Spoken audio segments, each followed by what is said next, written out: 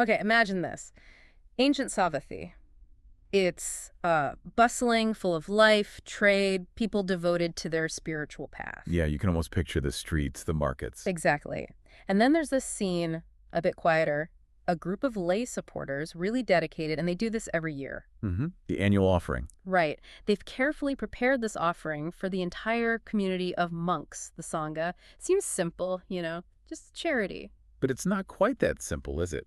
Because this act, this offering, it actually triggers something quite profound. Yeah, a whole lesson about integrity, trust within the community, accountability, things that still matter hugely today. Absolutely. So, welcome to the deep dive. Today we're digging into a specific ancient Buddhist monastic rule.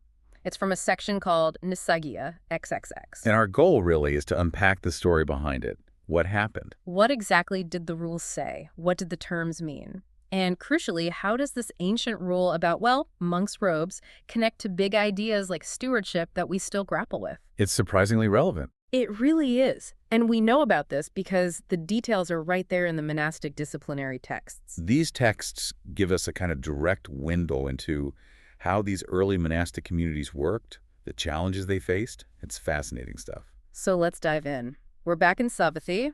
The lay supporters, they've got the robes, the kivara, and food, bata. All set aside for the Sangha, the whole community. And this wasn't just a random thing. It was their annual, custom, planned, heartfelt. The intention couldn't be clearer. This is for everyone. Right, the collective good. But then things take a turn.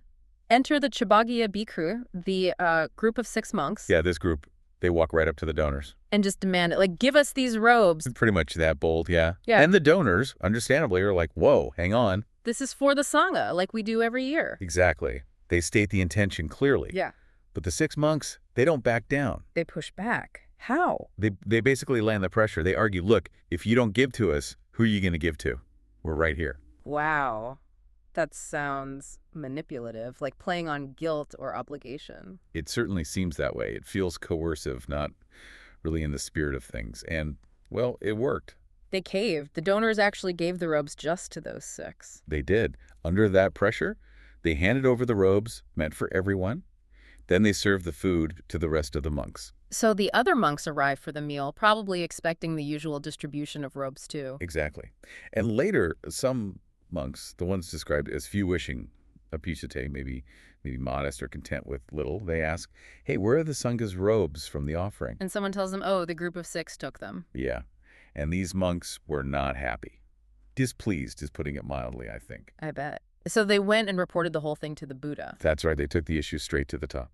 So the Buddha hears about this. What does he do? Does he call them in? He does. He confronts the group of 6 directly, asks them point blank, did you knowingly take property that was set aside for the Sangha and divert it to yourselves? And what did they say? Did they try to justify it? Nope. They admitted it, just straight up confessed. And the Buddha's reaction? Strong condemnation. He basically said, this kind of thing doesn't inspire faith. Which, for a community relying on the faith and support of lay people. That's a huge deal. It undermines the whole system. Absolutely. It erodes trust.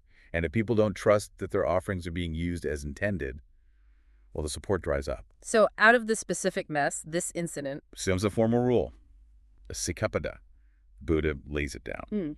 If a monk, knowing Sangha property that has been set aside, diverts it to himself, it is a Nissaggiya Pachitya offense. Okay, Nissaggiya Pachitya. That sounds serious. And like you said, the key is often in the details with these texts. Incredibly precise. So let's break that down. Monk, Bhikkhu, that's clear enough. It applies to the monastic practitioner. Right. But then knowing Janadi, that's interesting. It's not just if you knew firsthand. What else counts as knowing? It counts if someone else told you it was designated for the Sangha. Or even if you told someone else it was designated. The point is, the awareness was there. Okay, awareness is key. And Sangha property, Sakika. What falls under that? Basically, anything given to the Sangha. Anything truly sacrificed, intended for the community's use. And this is where it gets really specific, right? Yeah. The scope of the gain or benefit, labo. Oh, yeah. It's not just the obvious big stuff, robes, food, shelter, medicine. What else? The texts explicitly say, even a piece of powdered substance, like maybe incense or pigment, Okay. or a toothstick. A toothstick, like for cleaning your teeth. Exactly. Or even a piece of thread. Dasekasuta. Wow. Thread. So it really hammers home that the principle matters, not the monetary value. Precisely. It's about respecting the designation no matter how small the item. Okay. And for something to be set aside or designated, Arita, what makes it official? It means a clear intention has been stated, a verbal declaration, usually. The text uses the phrase vacha binahoti, which kind of means the word is broken or settled. The commitment has been made clear. Got it. So the intention is locked in, and then the act itself, diverting to oneself, the tama pariyamati. You mentioned a two-tiered offense. Right. There's a lesser offense, a dukaya, just for the attempt or the action of trying to divert it. Okay, so even trying is an offense. Yes, but the full offense, the Nissaggiya, the one that requires giving the item back, that's incurred only when you actually get the item, upon acquisition. And if you commit the full offense, you have to give it back. Yes. It must be relinquished Nissaggiya, given back to the Sangha, or maybe to a specific person the Sangha designates to receive it. Is there a formal way to do that? There is. The monk has to make a specific confession, essentially saying, this designated Sangha property, which I knowingly diverted to myself, is Nissaggiya. I relinquish it to the Sangha. It's a formal acknowledgement and rectification. That makes sense. It's public, clear. Okay, so this Nissaggiya pasidya, you said it hinges on knowing it's designated for the Sangha. Can you walk us through those specific conditions? Sure. There are three main ways you incur the full offense, assuming you know it's Sangha property to begin with. Right. 1, you know it's designated. You perceive it as designated. You take it. Straightforward. Right. 2, you know it's designated, but maybe you're a bit doubtful about some aspect, like, is this specific robe part of the designated batch? But you take it anyway. Yeah. Still the full offense. Okay, doubt doesn't get you off the hook if you fundamentally knew it was designated. Exactly. And the third one is maybe the most interesting. Which is?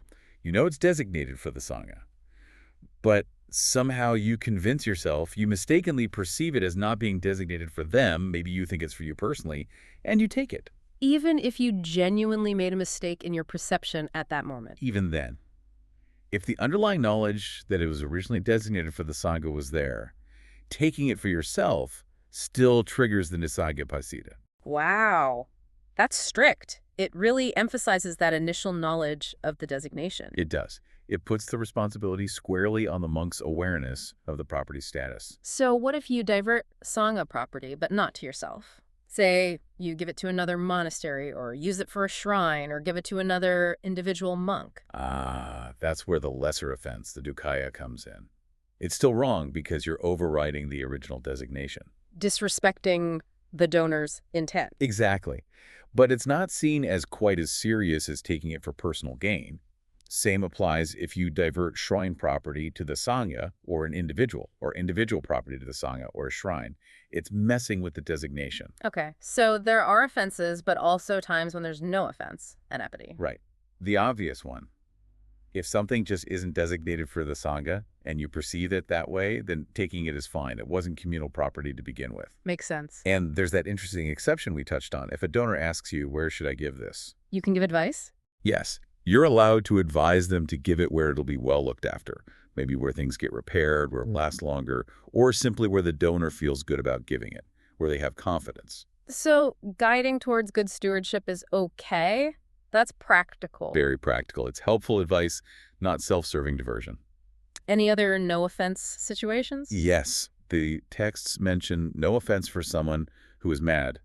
Madakasa reflects an understanding of mental states and capacity.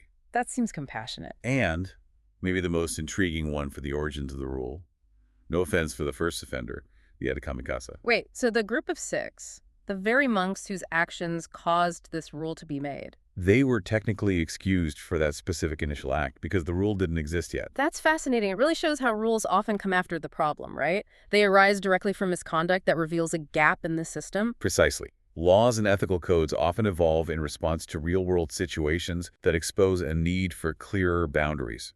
Okay, so we've gone deep into robes, rules, even toothsticks. Let's pull back a bit. What does all this ancient monastic detail mean for you listening now?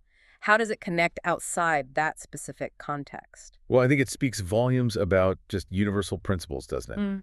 Ethical conduct, how we manage resources, respecting people's intentions when they give something.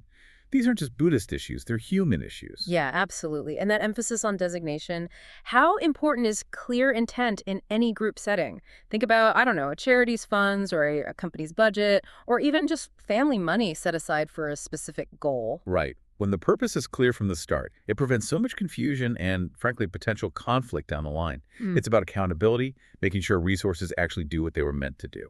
And that detail about the toothstick and the thread, it's striking. It really is, because it tells us it's not just about the big stuff, the major misappropriations. It's about the small things, too. The principle holds.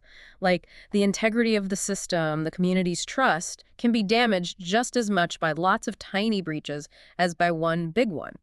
It's about the ethical fabric, It frays at the edges with those small things. It really forces you to think about the principle behind respecting communal property, not just its dollar value. And ultimately, these rules, even the ones about tiny items, they're designed to build and maintain trust. Exactly. Trust is the foundation. Rules like this promote transparency, they promote accountability, and that's what allows any community, ancient or modern, to function healthily. So quite a journey we've taken.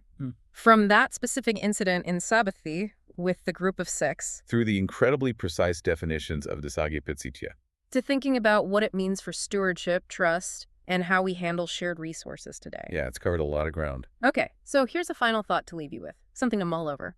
In your own life, maybe in your work, your family, volunteer groups, whatever. What are the designated properties? And think beyond just physical things or money. Like what? Like maybe designated time for a specific project at work, or the collective effort promised towards a community goal. Even shared information that's meant for the whole team. Ah, I see. Resources in a broader sense. Exactly. So the question is, how can ensuring the proper stewardship of those designated things, time, effort, information, how can that build deeper trust and make your communities, whatever they are, stronger? That's a great question to ponder. How does that principle of respecting designation play out in all areas of our lives?